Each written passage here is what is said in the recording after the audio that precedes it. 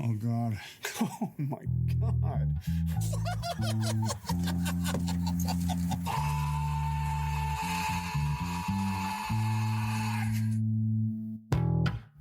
Well, this certainly was a movie.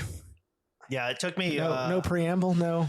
I don't know. two or so kills before I figured out, like, oh, this is just why they call it Kill Chain. Because there's a chain of kills. Yeah. Yeah. And we're just going to watch a bunch of like montages of deaths, basically. Kind of. And then it stops and then it starts again. Yeah. Yeah. I was a little saddened when we broke away from Nicolas Cage in the beginning. Me too. I was like, ooh, this is a big 40-minute gap with no Cage. Yeah. Which is like, but only to re-show the same scene from the beginning.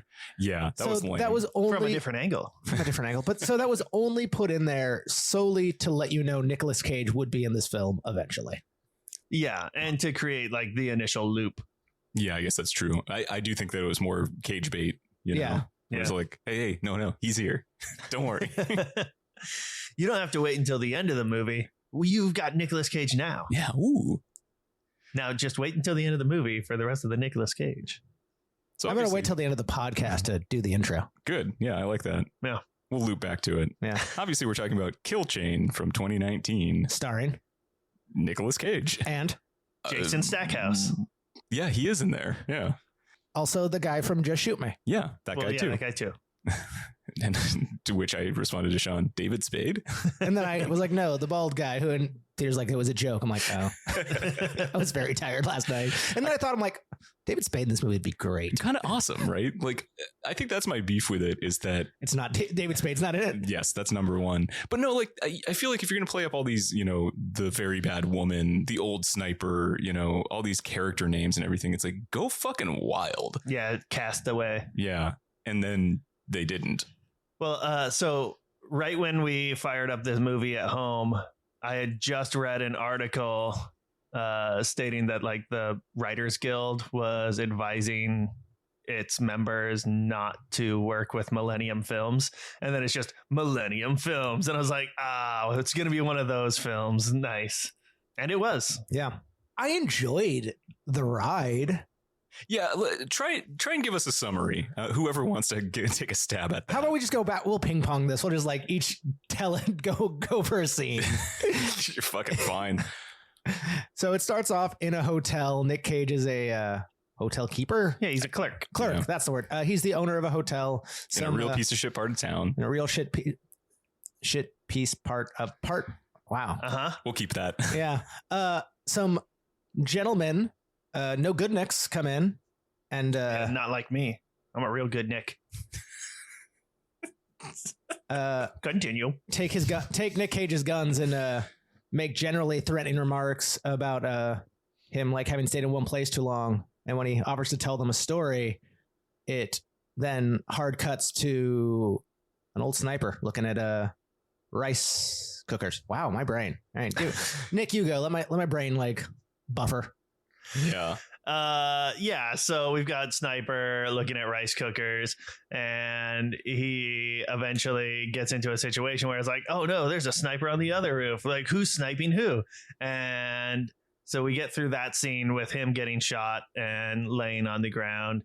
And so it pans over to, I don't know, somebody else who's going to get shot. And then that leads us backwards even more to this other person who dies. And they just kind of progressively like fold away until like you get back through the origami crane to Nicolas Cage and this lady. And like none of the stories like necessarily matter. Yeah, or really all interlink. Like, Yeah, the sniper getting shot by the other sniper, then that sniper is in the car with Jason Stackhouse. Yeah. And he gets killed. So the sniper who killed the sniper was the older sniper's protege. Yeah, Right. But He none of gets that like arrested by comes together cops. so much It until like the end. does, but it doesn't make any sense. Yeah. Yeah. Then there's a lady who's maybe a prostitute, and then Yeah, maybe her madam is there. Was that the vibe? I think, or like some crime lord, or like her lady was a crime lord, and That was one of the sexiest stabbings I've ever seen. oh yeah, Yeah, I was ready to stab a little bit myself Oh, God. Ew. Nice. with my penis. I got it. Yeah. Yeah, and then it all boils back down until you get the story of like why Nicolas Cage is in this. I don't know. Is this Bolivia? Is this Very, very confusing. Because Yeah. then, like, the sex worker that they were in a old school sniper, zone? I know that. that old sniper brings up as a distraction technique. She was American. Mm-hmm. Yeah, all the characters were pretty definitely not of this nation because nobody had accents. Yeah, unimportant. Yeah, Even though Nick Cage plays a character named Aranya. yeah, the Aranya. Well, and there's that one extended scene that's in Spanish. Oh, right. That's your version. And my version, the version I had German subtitles for the Spanish. I was able to follow it for the most part, and I like paused it after the second sniper gets shot in the back of the squad car. Mm. And I like text Peter. I'm like, how much of this is in Spanish? Because I'm following it well enough with what little Spanish I have. But if there's much more, I should probably like find a version, A different version. version. And then Peter's like, it's on Prime. I'm like, okay. Yeah. I have definitely done that before where I've like downloaded a film and just been like, oops, okay, there's no subtitle track to this. Like The Wolverine. Oh, like man. so much of that is in Japanese. And then I just sat there and was like, I don't have subtitle tracks for this. This is all in Japanese. You get the feeling from it, though. You Yeah, know? You can. I guess. You can translate. I guess. Yeah. Japanese emotion into. Yeah. It's Japanese totally fine. emotion. Yes, You know I what can I mean. definitely translate that. So what it all ultimately comes down to is Nick Cage is on a revenge quest because his ex-partner, Franco, not Franco's real name. Franco and him were set to do a drop. It goes wrong. So like, burn the product, which happened to be like young girls. Franco adopted one of the girls as like his own. The snipers were the cleanup crew and killed the rest of the girls at one point. The cops were responsible for Franco's daughter's death. Franco went to get revenge and he was killed by the female mob boss, the madam. You followed this movie way better than I did. They sum it up in 3 minutes at the end. It's not that. Well, the only part of it that's complicated is the setup makes no sense, like in terms of how he like pushed that first domino. But like who's important to who made perfect sense. Yeah. The only part that kind of got me, and I was like, oh, at the end of the film when he like walks into the hotel room and like the first sniper's there, I'm like, because I thought the sniper was across the street. Oh no, it was. But then they even said like, you only have 2 guests, and I'm like, I should have put it together. So Yeah. I was just like, it's all there. Masterpiece. And then it completely falls down at the end because the sniper has a daughter of his own who's at University of Richmond, and his boss is going to go after his daughter because the second sniper died. It's like, you have to save her. And Nick Cage's like, all right. Ends with him like calling like this stranger to tell her, your dad's dead and I'm going to come get you. Yeah, I'm gonna protect you. Yeah, don't worry. Trust me. I'm the spider. I am the Aranya. The Aranya. Yeah. For those of you who don't habla español, the Aranya is Spanish for El Spider. I read a Collider review from 2019. I'm getting a fucking phone call from Costco right now. All of Costco. Pick it up. Yeah, put him on the podcast. I am not a ska band. I do not respond to such. So I was reading this Collider article because there's not a lot of stuff about this movie out there. Yeah. Really? People aren't just talking about There's so many people in this movie. kill day. Yeah. So this guy, Chester C. Jones, wrote, this is my favorite paragraph from it. The ideal way to watch this is sprawled out on your couch while you work or surf the internet, watch another TV show, eat a burrito, or just sleep. Anything, really. Think of it as a cinematic equivalent to ASMR. And that's actually exactly how it was for me. Like, I could not have summed this movie up like you did because I basically went into a fugue state during almost all of it. I was intrigued by the whole thing. I don't know why. It's not good, but I was just like, probably because no scene lasts for like no part of this movie is more than a 5-minute movie. So just every time I'm just like kind of like, it's like, oh, something new. Yeah, a new part. Yeah, That is true. entirely new people. I just like dead stared at the TV for like 40 minutes. Like, Nicolas Cage is coming back. We're going to get back to this. You're white knuckling it. Yeah. Josie's already asleep on the couch. the dogs are just doing dog stuff, and I just have to sit there and watch Kill Chain. So did anyone else look up what this director has done? Yeah. He did 4 episodes of Numbers. Ooh. But he also did The Replacement Killers. Yeah. Which is probably like Which numbers? 7. Okay, I Mhm. like that episode. Yeah. I think also 14 and 12 actually. Oh, okay, Yeah. Good numbers. Yeah. And he probably best known for directing The Replacement Killers. He was actually just the writer for that. Oh, he was? Yeah. Somebody else directed that one. Anyway, yeah, but I mean that is what he is certainly best known for, and a good movie. Yeah. But yeah, I looked. Whatever happened to Chow Yun-fat? I know he was in that horrible Dragon Ball movie. Yeah, boy, that was a fucking movie. I think he just turned went back to Chow old fat. I should have laughed. I hate that I laughed at that too. Yes, encourage me. No, You're gonna be Peter's problem soon. that's true. Yeah, I no, mean, Chow Yun-fat had a really cool career, and it does seem like he just sort of stopped. Probably just went back to I mean, just doing Hong Kong cinema. yeah. I mean, he's like a fucking hero over there. Yeah. So, I mean, he had this kind of like sweet pocket in the when did sweet pocket? When did Crouching Tiger come out? I mean, we were children. Yeah, I mean, we were pretty young. I would guess it was like 1998.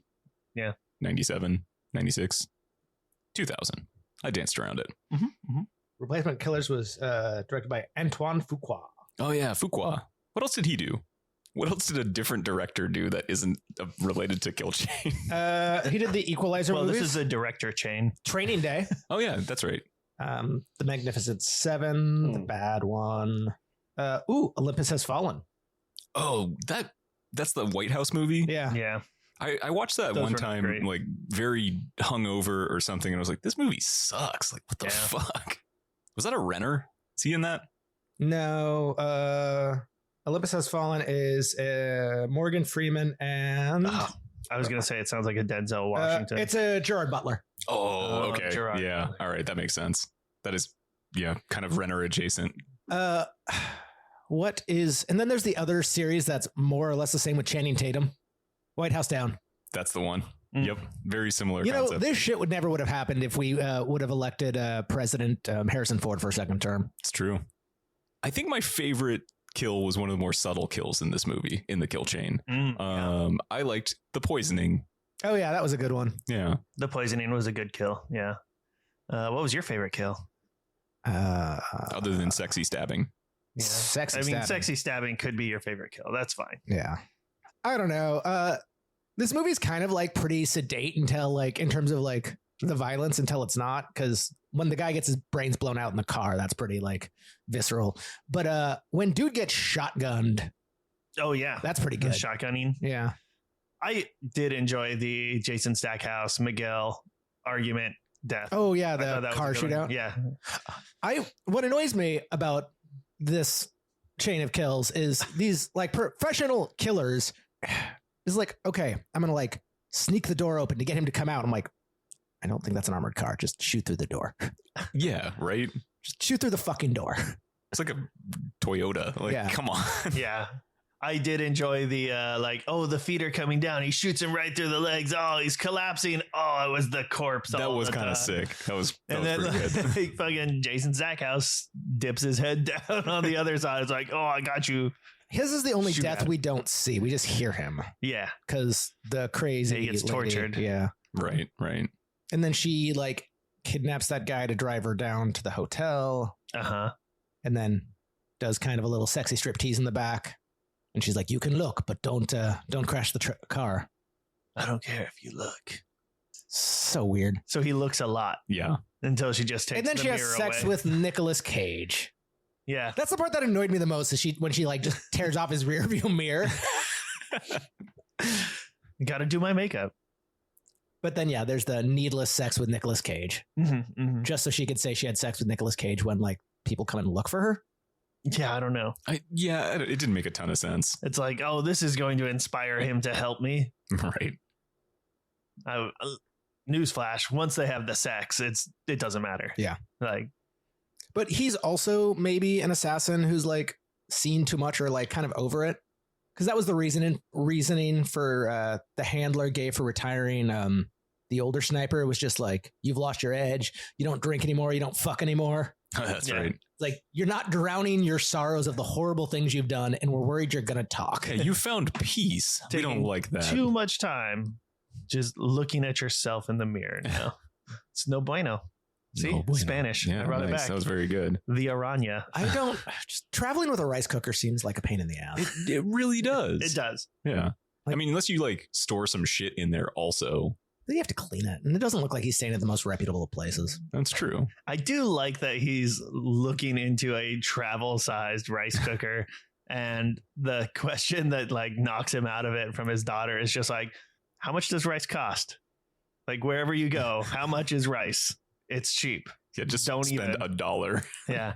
You clearly have money as you keep sending money to me for my schooling.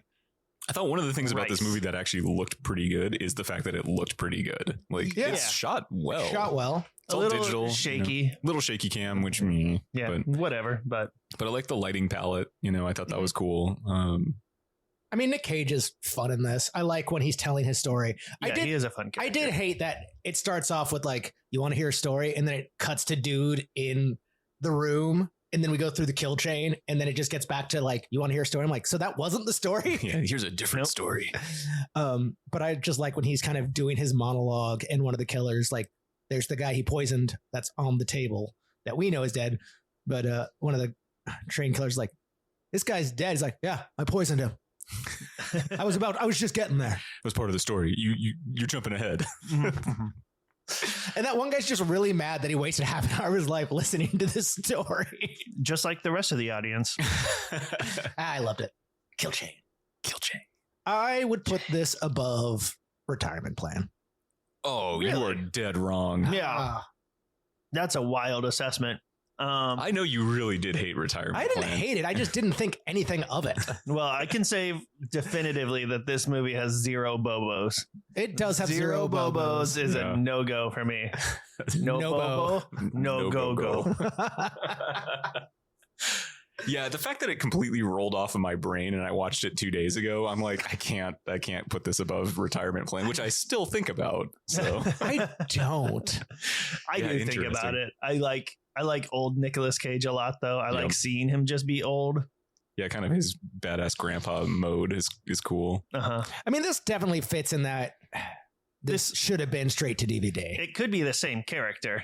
It could be. I mean, that's the thing. This fits into that like little pocket that of Nicolas Cage is just kind of a guy who might have a shady past. He's got a beard. He's got a beard, but I'm thinking of what's that one? Red Rock West, Mirror Window or whatever. Yeah. Like it's just like Nicolas Cage, shady past. Something happens, he leaves. Looking Glass. Looking Glass. There we go. The one where he creeps. Yeah. Yeah, so let's see. 2019 is when this came out. So before that, he did Between Worlds, Into the Spider-Verse, Okay. Score to Settle, which we haven't watched, which looks like exactly the same thing. Yeah. Color Out of Space, Mm. Running with the Devil, which I think everyone we've talked to who has a Nick Cage podcast is like, that movie sucks. Yeah. And then Kill Chain, and then Primal, and then Grand Isle, and then Jiu-Jitsu. Like, oof. I would put this on par with Jiu-Jitsu. It's a rough lead up. Yeah, so 2018, 2019 is a hard zone. I mean, Between Worlds was fun for its own reasons. Color Out of Space, banger. Yeah. And Primal, obviously, we know what Nick thinks. Fucking rocks. I was just thinking about Between Worlds, the like weird, like, oh, choke me, fuck me. I need to see dead people sex. Oh man, what a classic. That's such a weird movie. I'm gonna watch it. It does when give I us get the home. Nick Cage poems, though. There's a YouTuber I follow who recently, I haven't watched the episode yet, but I saw it came up in my feed. It's like, I found the worst Nick Cage film, so you don't have to watch it. And it was Between Worlds. Like, I need to know what this person thinks of this movie. Man, yeah, like I can't say that I would recommend anybody watch Kill Chain, but I also can't say that you shouldn't. I mean, It's a solid 90 minutes. perfect. It's earned that 5 out of 10 flat rating. it's a very flat film, but it's not bad. It's No. entertaining, and it's Well, just like the first half is bad, and then the second half has Nicolas Cage. Yeah. I think that's where it got the 5 stars for his performance, and then 0 stars for everything else. Yeah. I think because I mean, it goes at such a clip. I think that's probably why I didn't have a problem with it when it's not Nicolas Cage, because none of those characters you get invested in, they're just there to die in sometimes interesting ways. I would recommend people watch it. I don't think I could watch it a second time because it's fair. Like, oh yeah, okay, I've seen it. Yeah. Like it doesn't matter how fast it goes. Like I know what's up. I know what's next. I might just watch the Nick Cage scenes again. Yeah. Yeah, you could basically skip 40 minutes in and just be like, all right, I can watch this. I can watch 50 more minutes, mostly of him. Yeah. Performance thoughts? I don't even know. And we kind of hit on it already. Nick Cage was good. I can't remember the guy's name from Jason Stackhouse? No, from Just Shoot Me. Not David Spade. David Spade. Do you remember that he was in Just Shoot Me just because somebody just shot him? He was also in Veronica Mars. Yeah, Enrico Colantoni. Yeah, he's got fucking wild name. Wackiest name. Also for a white dude. How terrible was his attempt at hiding his accent? Rough. Every time he opened his mouth, it was just like, what the fuck are you doing? Just use your normal voice. I like to talk like this. Oh, here's some hot trivia. What kind of facial hair do you think Nick Cage wanted for this? Handlebar mustache. Mustache is correct. Yeah. I don't know about handlebar, but it was shot in Colombia. Oh, okay. Colombia. That tracks. Yeah. All I knew is that it was shot in a school zone because every aerial shot just said escolar zona. I was like, school zone. And then they just kept circling that school zone. Pretty cool zone. School zone. School zone. Yep. More Spanish from Nick. Any final thoughts on this one? Just one. Welcome to Cage Match, calling around about Wave meeting Nicolas Cage. I'm your host, Sean, here with my co-host, Nick. And our producer, Peter. Hello. And you better not fucking put this at the beginning of the podcast. Fuck, no, I'm not. Good. On this podcast, we take 64 Nick Cage films and break them down or review them bracket style until we find the Cage's film. Texas style. That doesn't matter for this episode because this is a bonus episode. Yeah, this is not part of the bracket. Bonus. I told Nathan yesterday I was watching Kill Chain. He's like, but that's not on the bracket. And I'm like, no, it's not. We need to kill time. Yeah, sometimes we like filler, and hopefully you do too. If you don't, well, you can just ignore this episode. I mean, we're gonna watch these movies regardless. Yeah, so. We'll get there eventually through the entire catalog. We have to draw some lines, I think, of Running with the Devil. Well, no, I think we're gonna that's something that we would watch. I think we have to figure out if he's in it as a cameo, I don't care. Yeah. Unless the cameo is really amazing. This should have gone in instead of Jiu-Jitsu in terms of amount of Nick Cage and how important he was. Probably. Yeah. I mean, I would have to look back at the, Exercise in Insanity that I did and see if I even had this on the list. I watched so many trailers that night. You came back a different man. Yeah, well, it's true. Came back changed. Shock of white hair. Exactly. Haunted, deep set eyes. Bifurcated penis. Claspers, man. These are callbacks. Go listen to our old episodes. Yeah. They're funnier. I told Horn to listen to an episode and he was like, oh, okay, I guess I'll try one. And? I don't think he's going to listen to it. Or Horn quack, whatever. Fuck him. He won't listen. He doesn't know. Yeah, it's true. We're going to dox him. This is the episode he listens to. Yeah, I know. Oh, this would be a terrible first one. I don't know. I don't think saying someone's name is doxing them. No, I suppose not. I mean, if you have a very, very particular name, it is a bit, but... I mean... When I give up his address, that's doxing. Yeah, that's a bit much. Where he hangs out. Tell people where his hide key is. Yeah. All right. Chain of kills. It did it. It did. Yeah, they did kill in a chain. It satisfied its movie title name. Neat. Yep. All right. Well, thanks for listening to a bonus episode. You can find us on social media at cage_match_pod. You can find us on Patreon if you want to support us. Special thanks to our Sparkle buddies, Josh, Sean, Josie, Rico, Matt, Adam, and Nathan. No, Nathan. Yes. And to our cage dancers. Oh, and Bill. Bill. Bill. And to our cage dancers, Ira, John, Freeman, Lance, Nathan and Cameron. You have a list somewhere, dude. Yeah, man, I'm rusty right now. We haven't recorded in our usual cadence. No, we haven't. I figure I got most of those right. I think Nathan is a cage dancer, though. That seems like their vibe. Yeah. His vibe? His vibe? That seems like his vibe. Yeah. All right. Yeah, Thanks for don't listening. use the cowards, though. I know. Pay us money. Yeah. Gimme. For good, high quality stuff. Actually, Pay us money. We'll forget your name. yeah, exactly. You can hear me fuck it up a bunch every time. I won't forget your name because I'll have never learned it. Never kiss him on the lips. Yeah, you got to leave him wanting. Bye-bye.